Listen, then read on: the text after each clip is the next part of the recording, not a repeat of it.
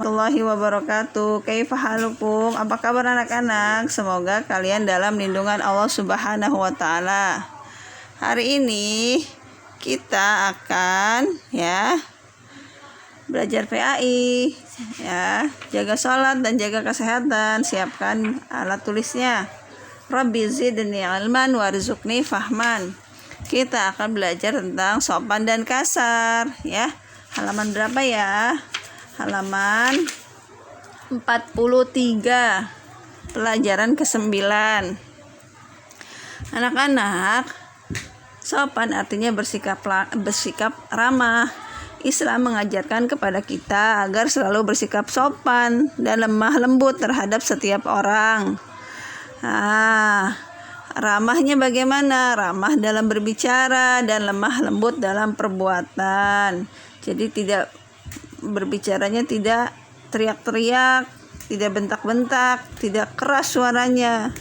Lembut dalam perbuatan, nggak kasar, nggak dorong-dorong atau nggak tarik-tarik dengan kasar orang lain Bertutur kata hendaknya menggunakan kata-kata yang baik dan tidak sambil berteriak-teriak, karena perkataan yang baik itu termasuk sedekah. Sopan merupakan akhlak yang terpuji anak-anak.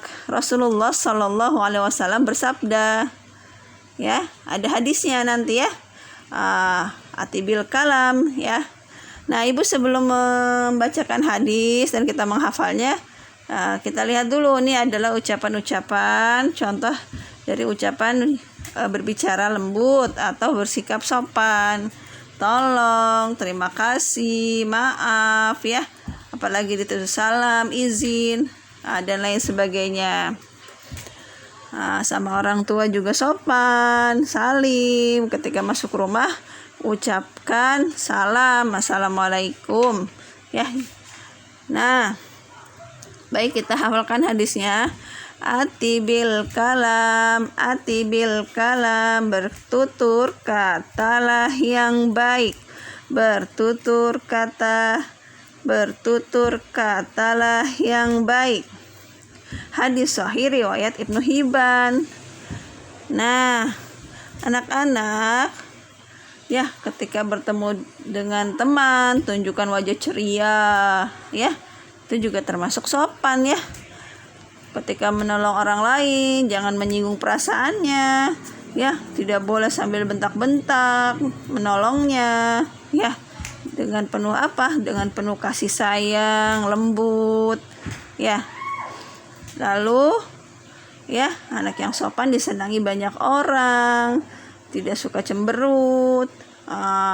Kalau anak yang sopan, yang suka senyum, itu mempunyai banyak teman. Sedangkan lawan yang sopan adalah kasar, kasar termasuk akhlak yang buruk. Berbicara kasar menyakiti orang lain. Orang yang mempunyai sifat kasar tidak disukai oleh banyak orang dan bisa mengakibatkan dosa. Menolong orang juga tidak boleh kasar, tetapi harus dengan kasih sayang. Contohnya misalnya cemberut, meledek, ini perbuatan yang tidak sopan, berteriak-teriak dengan temannya, Nah, ini semua menyebabkan kita dijauhi oleh orang lain. Jadi anak-anak tidak boleh memiliki sifat seperti ini. Ada cerita di situ tentang Rasulullah yang mengajarkan tidak bersikap kasar terhadap sesama. Suatu ketika seorang badui kencing di dalam masjid. Orang-orang marah melihat kelakuannya. Udah orang-orang marah, tapi Rasulullah tidak. Rasulullah menenangkan mereka dan berkata, biarkanlah dia menyelesaikan kencingnya.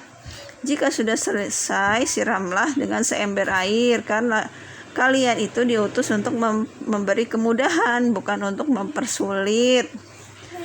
Rasulullah tidak marah, padahal kencing di masjid orang baduinya, tapi dia tidak kasar, tidak tarik, tidak sambil diseret. Nggak boleh kencing di sini.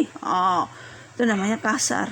Rasulullah tidak, dia diamkan dulu orang itu, karena kalau ditarik nanti pipisnya kemana-mana, susah bersihinnya.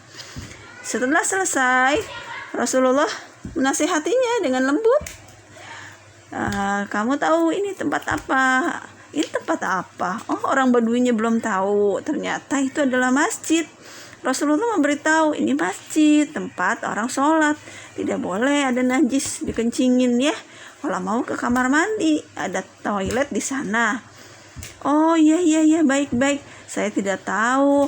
Maaf ya. Oh, orang Baduinya minta maaf akhirnya. Terus dia juga kagum dengan akhlak Rasulullah, gak marah-marah. Dia senang. Nah, bahkan tertarik dengan Islam. Jadi kalau orang menasehati gak boleh marah-marah, nanti orangnya gak mau masuk Islam. Rasulullah menasehatinya dengan baik, dengan lembut ya, pelan-pelan ya. Sama adik juga seperti itu. Adik, nih gak boleh ditumpahin ya, jangan kasar-kasar ngomongnya, gak boleh begitu. Nanti adiknya nangis, malah gak mau dia deket-deket kamu ya. Gak suka orang kalau orang suka teriak-teriak begitu ya. Hadisnya apa? Hadisnya kata Rasulullah, basyiru wa la tunaffiru wa yassiru wa la tu'assiru. Sampaikanlah kabar gembira dan jangan menakut-nakuti, permudahlah dan jangan mempersulit. Jadi sampaikan pahala. Dek, nanti pahala loh kalau bantu ibu. Jangan ditakut-takutin terus. Ayo, nanti ibunya marah. Ibunya nanti cubit kamu, atau ditakutin masuk neraka, nanti masuk neraka. Adiknya nggak mau, jadinya nangis, bukannya senang dia. Tapi kalau ayo nanti kamu dapat pahalanya banyak ya, bantu Umi, yuk kita sama-sama yuk bantuin Umi beresin mainan. Dinasehati dengan baik, dengan lembut seperti Rasulullah ya. Bisa tidak seperti itu? Tapi aku emosi bu. Emosi benar. Kadang-kadang setan juga datang dalam keadaan ketika orang sedang emosi, dia datang sambil ngomong, udah marah-marah aja, marah-marah. Kata Rasulullah kalau marah bagaimana? Ambil wudu, istighfar ya, duduk ya. Kalau masih marah tiduran, istighfar, astagfirullah. Nah seperti itu. Jadi nasihati orang dengan lembut, dengan cara yang baik, pelan-pelan. Memang sehari 2 hari gak bisa, tapi lama-lama nanti orang lain akan mau mendengarkan nasihat kita. Pelan-pelan ya, tidak perlu tergesa-gesa, sambil berdoa ya. Insya Allah nasihat kita diterima. Nah, tugasnya halaman berapa? Tugasnya halaman 46 ya, mengisi soal dan menjawab dengan pilihan ganda ya. Nah sampai sini anak-anak ya, tetap semangat ya. Subhanaka Allahumma wa bihamdika asyhadu alla ilaha illa anta astaghfiruka wa atubu ilaik. Assalamualaikum warahmatullahi wabarakatuh.